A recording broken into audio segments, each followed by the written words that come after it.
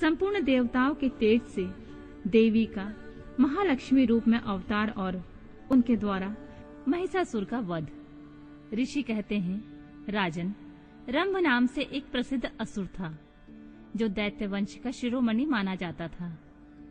उससे महातेजस्वी महिष नामक दानव का जन्म हुआ था। दानवराज महिष समस्त देवताओं को युद्ध में पराजित करके देवराज इंद्र के सिंहासन पर जा बैठा और स्वर्गलोक में रहकर त्रिलोकी का राज्य करने लगा। तब पराजित हुए देवता ब्रह्मा जी की शरण में गए। ब्रह्मा जी भी उन सबको साथ ले उस स्थान पर गए जहां भगवान शिव और विष्णु विराजमान थे। वहां पहुंचकर सब देवताओं ने शिव और केशव को नमस्कार किया तथा अपना सब वृतांत यथार्थ रूप से व्यौरेवार कह सुनाया। वे बोले, भगवान, दुरात्मा महिषासुर ने हम सबको सम्रांगण में जीतकर स्वर्गलोक से निकाल दिया है, इसलिए हम इस मर्त्यलोक में भटक रहे हैं और कहीं भी हमें शांति नहीं मिल रही है। उस असुर ने इंद्र आदि देवताओं की कौन कौन सी दुर्दशा नहीं की है। सूर्य, चंद्रमा, वरुण, कुबेर, यम, इंद्र, अग्नि, वायु, गंधर्व, विद्याधर और चारण, इन सबके तथा अन्य लोगों के भी जो कर्तव्य कर्म है, उन सबको वह पापात्मा असुर स्वयं ही करता है। उसने दैत्य पक्ष को अभयदान कर दिया है, इसलिए हम सब देवता आपकी शरण में आए हैं। आप दोनों हमारी रक्षा करें और उस असुर का वध करके शीघ्र उपाय ही सोचें, क्योंकि आप दोनों ऐसा करने में समर्थ हैं। देवताओं की यह बात सुनकर भगवान शिव और विष्णु ने अत्यंत क्रोध किया। रोष के मारे उनके नेत्र घूमने लगे। तब अत्यंत क्रोध से भरे हुए भगवान शिव और विष्णु के मुख से तथा अन्य देवताओं के शरीर से तेज प्रकट हुआ। तेज का वह महान पुंज अत्यंत प्रज्वलित हो 10 दिशाओं में प्रकाशित हो उठा। दुर्गा जी के ध्यान में लगे हुए सब देवताओं ने उस तेज को प्रत्यक्ष देखा। संपूर्ण देवताओं के शरीर से निकला हुआ वह अत्यंत भीषण तेज एकत्र हो एक नारी के रूप में परिणत हो गया। वह नारी साक्षात महिषमर्दिनी देवी थी।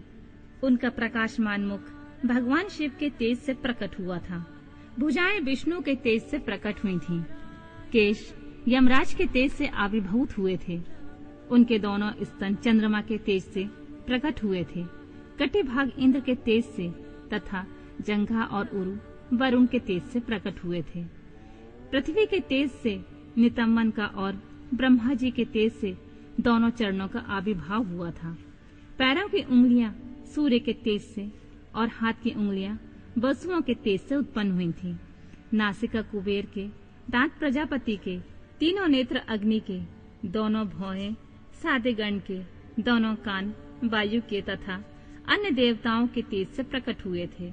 इस प्रकार देवताओं के तेज से प्रकट हुई कमलालया लक्ष्मी ही वह परमेश्वरी थी। संपूर्ण देवताओं की तेजो राशि से प्रकट हुई उन देवी को देखकर सब देवताओं को बड़ा हर्ष प्राप्त हुआ, परंतु उनके पास कोई ऐसा अस्त्र नहीं था जिसे देख ब्रह्मा आदि देवेश्वरों ने शिवा देवी को अस्त्र शस्त्र से संपन्न करने का विचार किया। तब महेश्वर ने महेश्वरी को शूल समर्पित किया। भगवान विष्णु ने चक्र, वरुण ने पाश, अग्निदेव ने शक्ति, वायु देवता ने धनुष तथा बाणों से भरे हुए 2 तरकश और शचीपति इंद्र ने वज्र और घंटा प्रदान किए। यमराज ने कालदंड, प्रजापति ने अक्षमाला, ब्रह्मा ने कमंडल एवं सूर्य देव ने समस्त रोमकूपों में अपनी किरणें अर्पित की। काल ने उन्हें चमकती हुई ढाल और तलवार दी। क्षीर सागर ने सुंदर हार तथा कभी पुराने न होने वाले 2 दिव्य वस्त्र भेंट किए।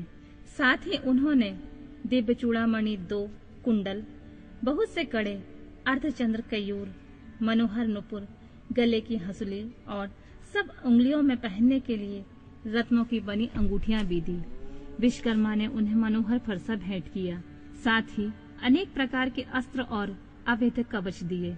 समुद्र ने सदा सुरम्य एवं सरस रहने वाली माला दी और एक कमल का फूल भेंट किया। हिमवान ने सवारी के लिए सिंह तथा आभूषण के लिए नाना प्रकार के रत्न दिए।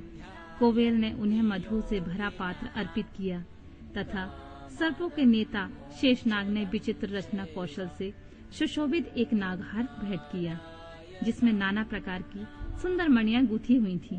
इन सब ने तथा दूसरे देवताओं ने भी आभूषण और अस्त्र शस्त्र देकर देवी का सम्मान किया। तत्पश्चात उन्होंने बारंबार अट्टहास करके उच्च स्वर में गर्जना की। उनके उस भयंकर नाद से संपूर्ण आकाश गूंज उठा। उससे बड़े जोर से प्रतिध्वनि हुई, जिससे तीनों लोकों में हलचल मच गई और चारों समुद्रों ने अपनी मर्यादा छोड़ दी। पृथ्वी डोलने लगी। उस समय महिषासुर से पीड़ित हुए देवताओं ने देवी की जय जयकार की। तदनंतर सब देवताओं ने उन महालक्ष्मी स्वरूपा पराशक्ति जगदम्बा का भक्ति गदगद वाणी द्वारा स्तवन किया। संपूर्ण त्रिलोकी को क्षोभग्रस्त देखकर देववैरी दैत्य अपने समस्त सेना को कवच आदि से सुसज्जित कर हाथों में हथियार ले सहसा उठ खड़े हुए। रोष से भरा हुआ महिषासुर उस शब्द की ओर लक्ष्य करके दौड़ा और आगे पहुंचकर उसने देवी को देखा, जो अपनी प्रभा से तीनों लोगों को प्रकाशित कर रही थीं। इस समय महिषासुर के द्वारा पालित करोड़ों शस्त्रधारी महावीर वहां आ पहुंचे। चिछुर, चामर, उदग्र, कराल, उद्दत, बाष्कल, ताम्र, उग्रास, उग्रवीर, विडाल, अंधक, दुर्घर, दुर्मुख, त्रिनेत्र और महाहनु ये तथा अन्य बहुत से युद्ध कुशल शूरवीर समरांगन में देवी के साथ युद्ध करने लगे। वे सब के सब अस्त्र शस्त्रों की विद्या में पारंगत थे। इस प्रकार देवी और दैत्यगण दोनों परस्पर जूझने लगे। उनका वह भीषण समय मार काट में ही बीतने लगा। इस तरह भयानक युद्ध होने के बाद महिषासुर देवी के साथ महायुद्ध करने लगा। तब देवी ने कहा, रे मूढ़, तेरी बुद्धि मारी गई है। तू व्यर्थ हट क्यों करता है? तीनों लोकों में कोई भी असुर युद्ध में मेरे सामने नहीं टिक सकते। यूं कहकर सर्व कलामयी देवी कूदकर महिषासुर के ऊपर चढ़ गईं और अपने पैर से उसे दबाकर उन्होंने भयंकर शूल से उसके कंठ में आघात किया। उनके पैर से दबा होने पर भी महिषासुर अपने मुख से दूसरे रूप में बाहर आने लगा। अभी आधे शरीर से ही वह बाहर निकल पाया था कि देवी ने अपने प्रभाव से उसे रोक दिया। आधा निकला होने पर भी वह महाअधम दैत्य देवी के साथ युद्ध करने लगा। तब देवी ने बहुत बड़ी तलवार से उसका सिर काट दिया और असुर को धराशाही कर दिया। फिर तो उसके सैनिक गण हाय हाय करके नीचे मुख किए भयभीत हो रणभूमि से भागने और त्राही त्राही की पुकार करने लगे। उस समय इंद्र आदि सभी देवताओं ने देवी की स्तुति की, गंधर्व गीत गाने लगे और अप्सराएं नृत्य करने लगी। राजन, इस प्रकार मैंने तुमसे देवी के महालक्ष्मी अवतार की कथा कही है। अब तुम सुस्थिर चित्त से सरस्वती के प्रादुर्भाव का प्रसंग सुनो।